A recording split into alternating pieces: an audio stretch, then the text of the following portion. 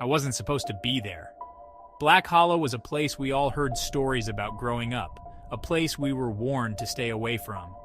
But that night, I found myself walking through the dense forest that surrounded it, my heart pounding with every step. It wasn't my idea to go. I had been dared, pushed by friends who never believed in the tales. Now, I wish I had never listened. The moment I crossed into the hollow, the air shifted, cold, unnaturally still. I remember the hairs on my arms standing on end like I was being watched. But the thing is, there wasn't supposed to be anyone here. Not for miles. It started with whispers. Faint. Almost like the wind, but too deliberate.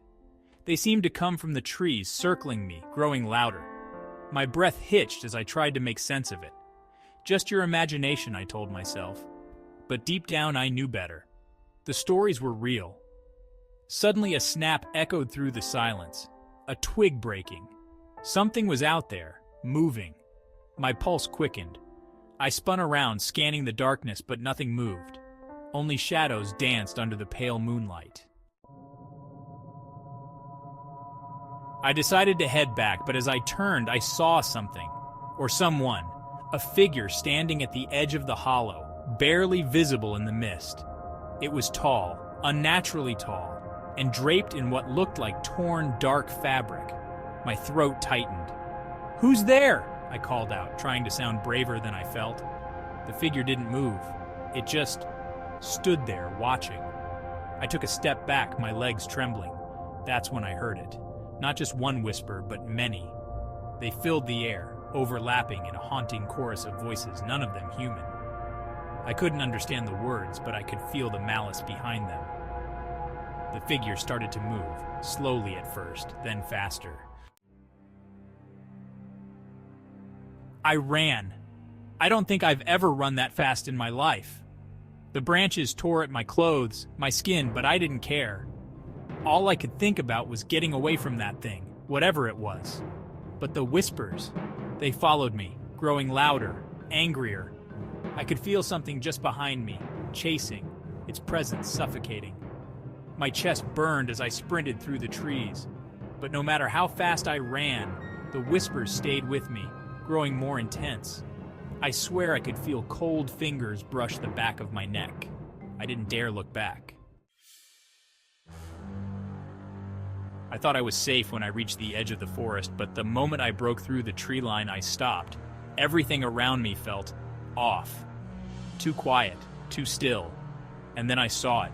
The figure standing in front of me, closer than before, its hollow eyes fixated on me. My heart plummeted into my stomach. That's when I realized I had never left the hollow. The ground beneath me shifted. I stumbled, looking down to see the earth writhing, like something was trying to crawl its way out. I screamed, but no sound came out. My feet felt glued to the spot as the figure came closer, towering over me, its face hidden beneath a shadowy hood. The whispers turned into screams, blood-curdling, soul-piercing screams that echoed all around me. The figure's hand reached out, skeletal fingers hovering inches from my face. I couldn't move. I couldn't breathe. Just as the figure's hand touched my skin, a blinding light erupted from the forest behind me. It was as if the hollow itself was being torn apart. The whispers faded, the figure disappeared, and I was alone again, gasping for air. But something was different. The forest no longer felt like the same place. I stumbled back through the trees, too terrified to stop, not daring to look back. By the time I reached the road, I collapsed, my legs shaking uncontrollably. I thought it was over. I thought I had escaped.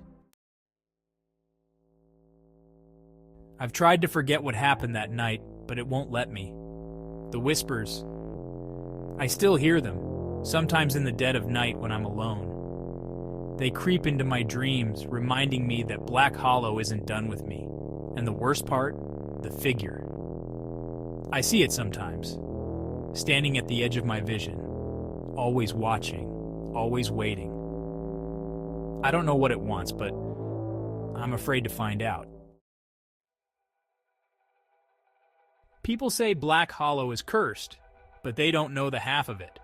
It's not just haunted, it's alive. It sees you. It knows your fears. And once it has you, it never lets you go. Make the background music scary.